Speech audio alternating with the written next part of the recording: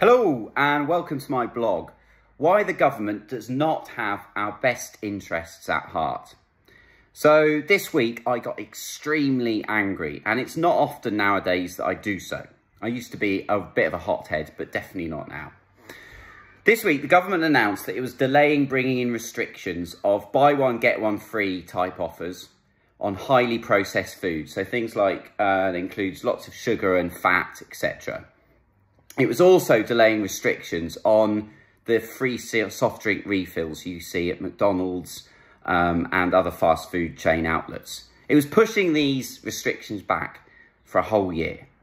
Now, the reason for this, quote, allow us to understand its impact on consumers in light of an unprecedented global economic situation, unquote.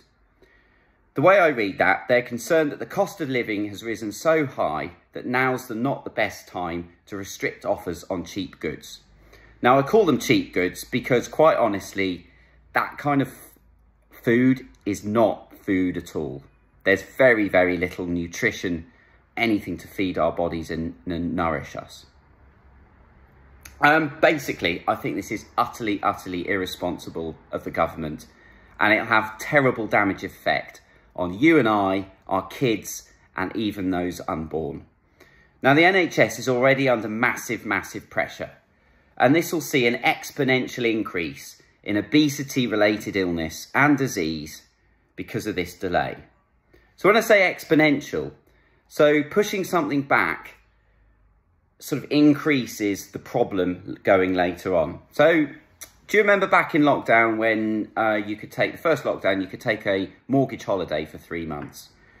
So it came in real handy, right? People were unemployed, they were on the minimum payments, so people needed the money. But while we weren't making those mortgage repayments, we were still racking up interest on our remaining mortgage balance. So when the payment holiday ended, our outstanding mortgage balance and mortgage payments were higher than they were before the holiday. So it basically made it worse. And the same could be applied to global warming, right? So delay any action for 12 months and the problem becomes multiple times worse. The sooner you stop it, the easier it is to contain. So basically, the government are booting public health down the road to deal with later.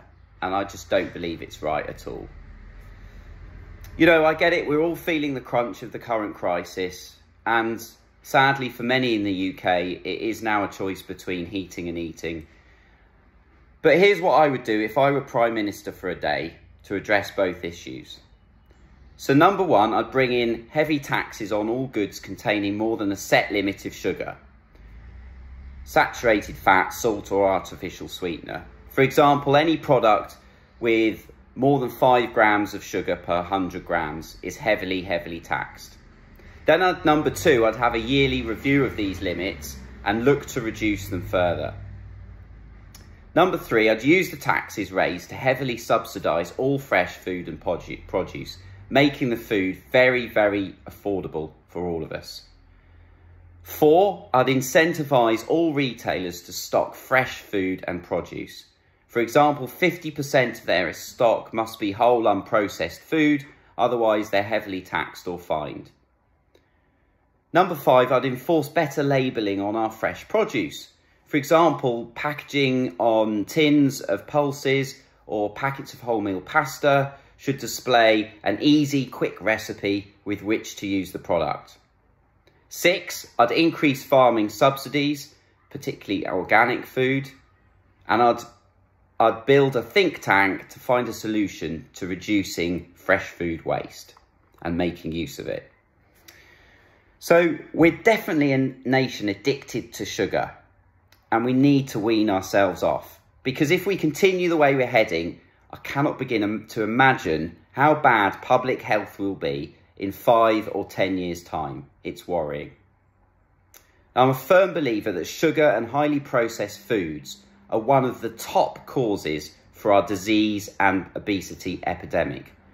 And it's high time we quit them. Cheers.